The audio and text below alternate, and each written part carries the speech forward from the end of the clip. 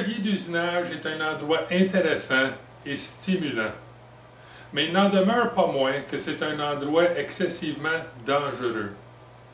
Il est important de suivre à la lettre les consignes et les règles de sécurité présentées par votre professeur. C'est excessivement important. Bonjour, la vidéo d'aujourd'hui porte sur la différenciation des aciers. Il existe plusieurs essais praticables sur des pièces d'acier pour nous aider à reconnaître de quel type d'acier qu'il s'agit. On parle ici d'essais en compression, d'essais en traction, d'essais de dureté, d'essais de cristallographie. Ces essais sont très précis, mais exigent une grande quantité d'équipements très spécialisés. L'usinage à la maison devrait être un plaisir et pas une façon de s'endetter. Alors, qu'est-ce qu'on peut utiliser qui ne coûtera pas trop cher, mais qui nous aiderait à définir la teneur des aciers qu'on possède? La première chose serait de s'arranger pour ne pas être obligé d'identifier des pièces d'acier au point de départ. Donc, lorsque vous vous procurez une barre d'acier brut, assurez-vous de l'identifier correctement dès le début et à plusieurs endroits le long de la barre pour qu'il soit facile d'identifier même les petites pièces qui resteront à la fin. Là, ça semble un peu normal et naturel comme façon de faire, mais vous seriez surpris combien de fois que quelqu'un identifie une barre d'acier sur ses extrémités pour ensuite couper ses extrémités et ne plus savoir ce que le reste de la barre était. Il faut se rappeler que l'acier a une longue durée de vie et que votre mémoire en a beaucoup moins. Alors, identifiez la barre avec une méthode qui va durer longtemps. Vous ne voulez pas que l'écriture ou la couleur que vous y affixez disparaisse après quelques mois. Nos mains, nos yeux, notre nez et nos oreilles, une petite bille de verre, un aimant, une lime et une rectifieuse sur pied sont les équipements et les atouts qu'on va utiliser dans les essais que je veux démontrer. Le premier essai que je vais présenter est un essai d'étincelage. C'est un essai qui est facile à pratiquer à la maison. On a besoin, pour la pratiquer, d'une rectifieuse sur pied en bonne condition et d'une variété de pièces d'acier connues et évidemment la pièce d'acier inconnue. Alors, allons voir à quoi ressemble un essai par étincelage. Si, après l'inspection visuelle de la pièce, vous êtes encore incertain en ce qui a trait à sa teneur, vous pouvez effectuer un essai de comparaison d'étincelles. Là, effectuer un essai de comparaison d'étincelles est relativement simple. Tout ce qu'on a à faire, c'est de comparer les étincelles produites sur une rectifieuse sur pied à partir d'une pièce d'essai connue aux étincelles qu'on obtiendra de notre pièce qu'on essaie de définir. L'essai est relativement simple, elle exige beaucoup de préparation. Dans mon cas, j'ai préparé 5 éprouvettes. Une pièce d'acier à bas niveau de carbone, une pièce d'acier alliée à moyen niveau de carbone, une pièce d'acier à outils, une pièce d'acier à usinage rapide et une pièce d'acier inoxydable. Je peux maintenant comparer les étincelles que ces pièces-là produiront à la pièce que je veux définir. Vous avez peut-être remarqué, en rectifiant des pièces d'acier sur une meuleuse, que différents types d'acier produisent différents types d'étincelles. Ce qu'on cherche ici, c'est des particularités telles que la longueur des étincelles.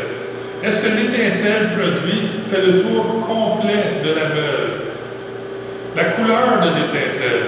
Est-ce que l'étincelle est blanche, orange ou rouge? On regarde également la trajectoire de l'étincelle. Est-ce que l'étincelle décrit une ligne droite ou est-ce qu'elle se sépare en plusieurs droites différentes? Est-ce qu'on a beaucoup d'éclats de carbone? C'est le genre de choses qu'on recherche pour comparer entre notre pièce et les pièces d'essai. Commençons en regardant les étincelles que nos pièces d'essai produiront. Et on peut commencer avec notre pièce d'acier inoxydable.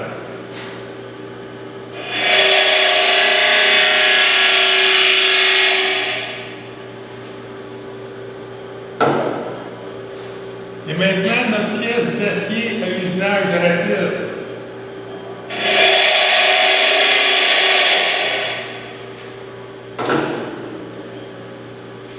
Suivi par notre pièce d'acier à outils.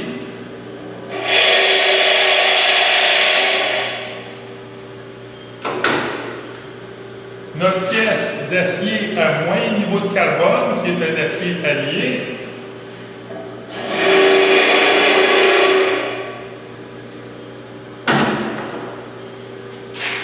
Et finalement, notre pièce d'acier doux à bas niveau de carbone.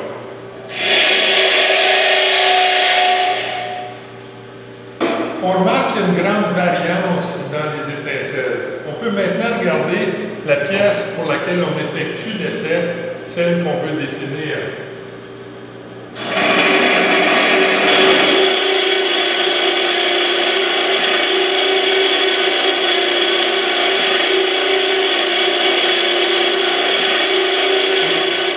L'essai par comparaison d'étincelles est aussi simple que ça. Et en comparant les étincelles de mes pièces d'essai aux étincelles de la pièce à vérifier, je constate que cette pièce est en acier inoxydable. Ce qui m'a surpris, parce que je m'attendais à avoir ici une pièce d'acier à bas niveau de carbone. Pour m'assurer que c'est bel et bien une pièce d'acier inoxydable, je vais utiliser un aimant, puisque les pièces d'acier inoxydable, la vaste majorité, ne sont pas attirées par l'aimant. Et je constate ici que tel est le cas, c'est donc une pièce d'acier inoxydable. Le seul problème avec cet essai, c'est qu'il faut avoir plusieurs pièces d'essai bien identifiées. Alors, allez à votre fournisseur d'acier, procurez-vous plusieurs petites pièces d'acier connues, identifiez-les et entreposez-les dans votre coffre d'outils. Bon, bien, cet essai était bien simple, mais est-ce qu'on peut en tirer encore plus d'informations? La réponse est oui. Lors de l'essai qu'on vient d'effectuer, on a vu qu'on pouvait utiliser nos yeux pour comparer les étincelles d'une pièce à une autre. On peut également utiliser nos oreilles, notre nez et nos mains. Là, si vous portez particulièrement attention à l'odeur qui est dégagée par une action de rectification d'un acier, vous allez remarquer que l'odeur d'un acier à un autre change. La différence la plus marquée serait de comparer l'odeur produite par une pièce d'acier ordinaire à très haut niveau de carbone à une pièce d'acier ordinaire de bas niveau de carbone. Vous allez découvrir que le niveau de carbone influence grandement l'odeur produite et qu'une pièce qui a un haut niveau de carbone a une odeur très forte, presque envahissante.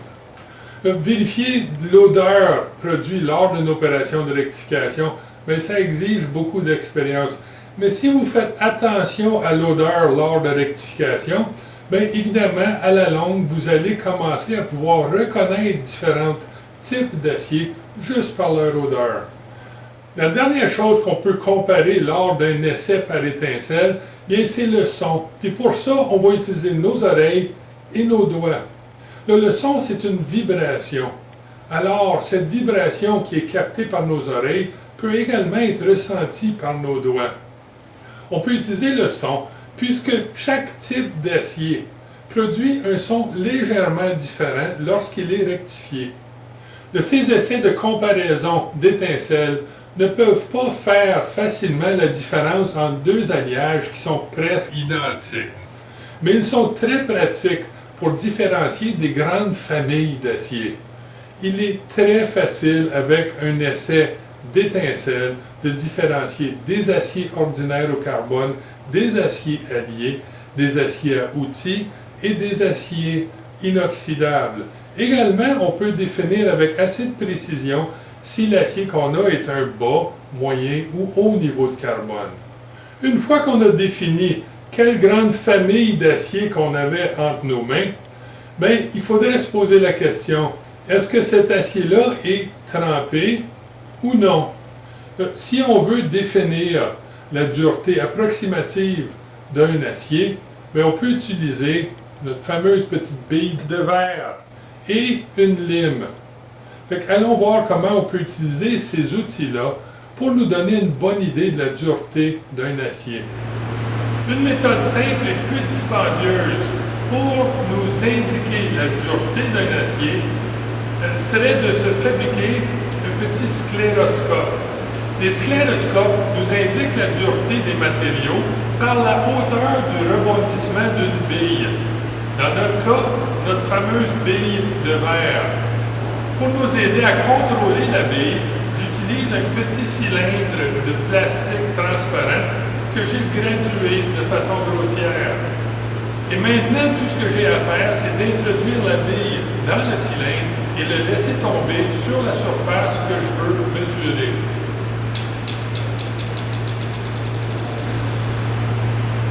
Pour cet essai, j'ai choisi 4 pièces.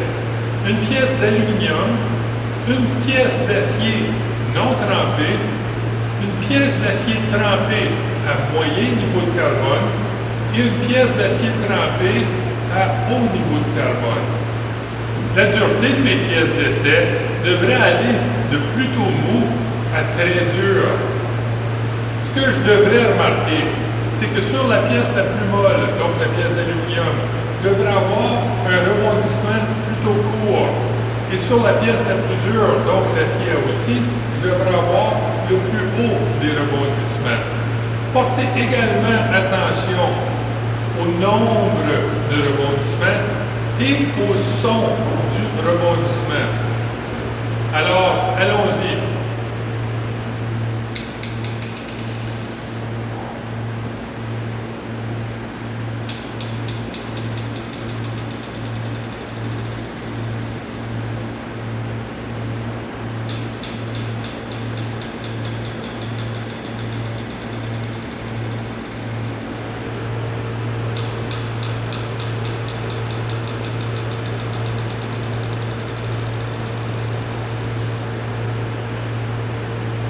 C'est réellement aussi simple que ça. J'ai vu, entendu et compté que mes pièces vont de assez mou à très dur, alors que je progresse vers l'acier à outils trempé. Une autre méthode qui peut nous aider à définir la dureté d'un acier serait d'utiliser des limes. Pas une lime, comme on a vu dans l'expérience Metcalfe, mais bien 2 limes. Une lime à dentition fine et une lime à dentition grossière. Le fonctionnement est simple. Une lime avec une dentition très fine coupe aisément des matières douces. Une lime à dentition grossière le fait également. Si par contre, j'essaie de limer un acier à moyen niveau de carbone qui a été trempé, donc moyennement dur, je vais découvrir qu'une lime à dentition fine coupe assez bien et qu'une lime à dentition grossière coupe vraiment mal. Si par contre je choisis un acier à outils trempé pour être limé, eh bien je vais découvrir que ni l'une ni l'autre de ces limes va couper correctement. Tout ce que j'ai à faire, c'est de limer la pièce dont j'essaie de déterminer la dureté avec les 2 limes, en commençant par la lime à dentition grossière, suivi de la lime à dentition fine. Je constate ici que les 2 limes coupent très bien la pièce. Ceci est donc une pièce d'acier non trempée. Je vais donc reprendre l'essai avec une pièce d'acier différente, en commençant avec la lime à dentition grossière, suivie de la lime à dentition fine.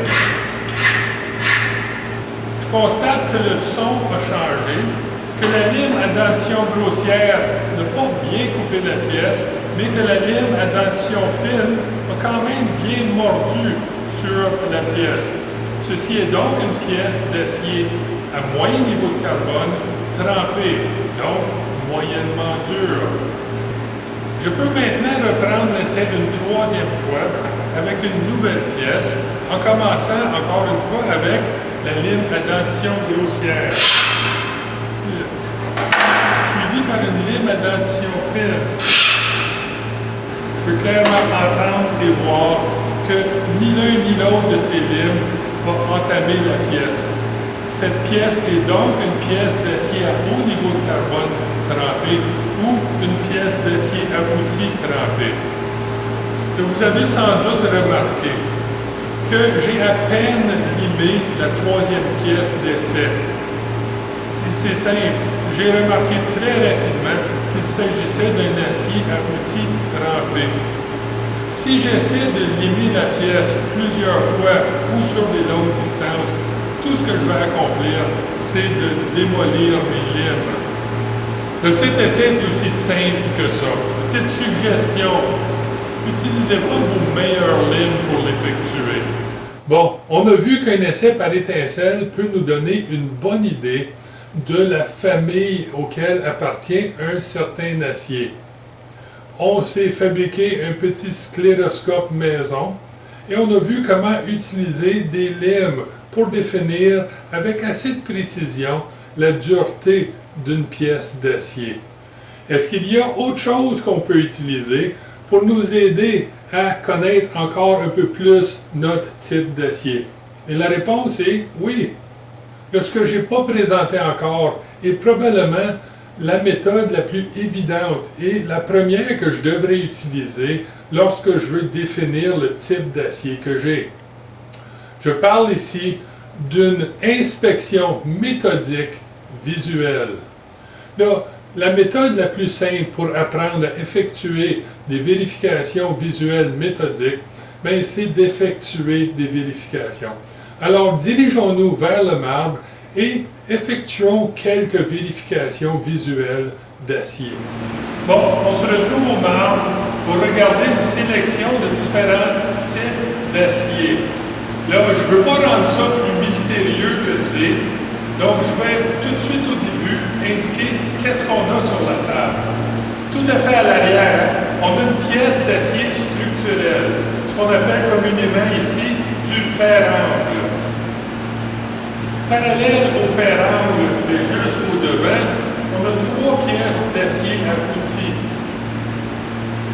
En avant de ça, on a une sélection d'acier à bas niveau de carbone. Aussi, on a vu des aciers doux. À côté de ça, on a une sélection d'acier à moyen niveau de carbone. Et finalement, tout à fait en avant ici, on a une pièce d'acier inoxydable. Donc, commençons avec ce qui est le plus évident. La pièce au fond en arrière, celle-là ici, le fer-angle, est une pièce d'acier structurel. C'est invariablement de l'acier doux. On a toujours, ou presque toujours, une apparence écaillée noire et des formes qui sont très prononcées. Là, le prochain groupe qu'on va regarder sont les aciers à outils. Les aciers à outils se présentent sous forme de barres relativement courtes, 3 à 4 pieds de long maximum normalement.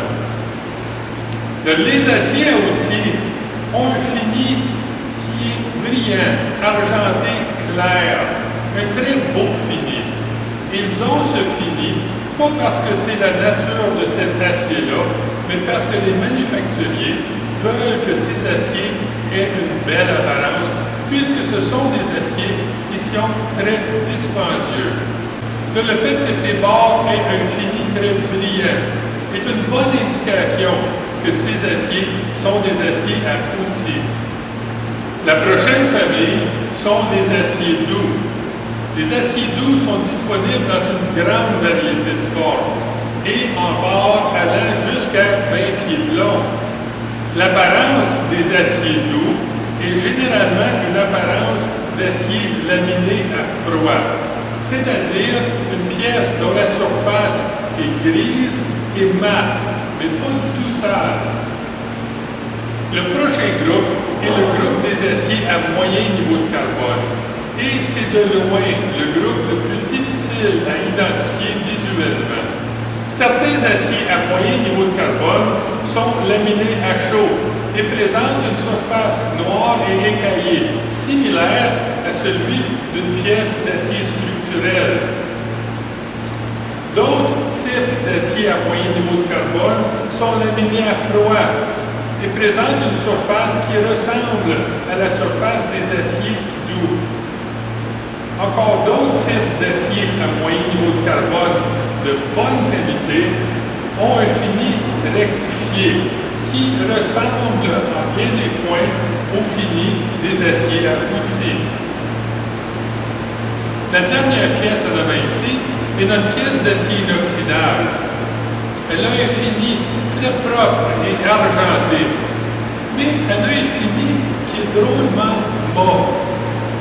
Drôle parce qu'on aurait l'impression que pour le fini qu'on a, on devrait avoir une couleur beaucoup plus claire et luisante. Quand je vois une belle pièce bien finie, qui est très argentée, mais qui a une apparence mate, bien, je suspecte fortement que c'est un acier inoxydable. Et j'essaie tout de suite de démontrer pour vérifier si ce l'est ou non. Et ainsi, on est obligé de me poser beaucoup plus de questions. Là, il n'y a aucun essai spécifique qu'on a vu qui va nous donner une réponse définitive sur quel genre d'acier qu'on a. Il va falloir combiner les essais pour obtenir une forte probabilité de savoir quel type d'acier qu'on a entre nos mains.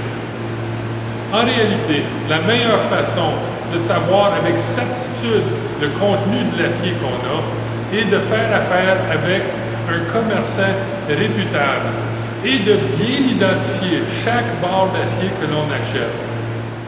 Une autre chose qu'on peut faire pour nous aider à définir quel genre d'acier qu'on a, c'est une trempe. On se rappellera que dans la dernière vidéo, j'avais mentionné qu'un acier à bas niveau de carbone ne peut être trempé, qu'un acier à moyen niveau de carbone pouvait être trempé moyennement dur, et qu'un acier à haut niveau de carbone pouvait être trempé à un haut degré de dureté. On se rappellera également que j'ai mentionné que les aciers ordinaires doivent être trempés dans de l'eau et que les aciers alliés sont généralement trempables dans l'huile. La raison étant qu'un acier au carbone ordinaire requiert un énorme choc thermique et que la plupart des aciers alliés au carbone peuvent tremper même avec un choc beaucoup plus doux. On trempe les aciers alliés au carbone dans de l'huile, pas parce qu'ils ne durciraient pas si on les trempait dans l'eau, mais parce que l'huile les refroidit plus lentement et réduit la quantité de déformation.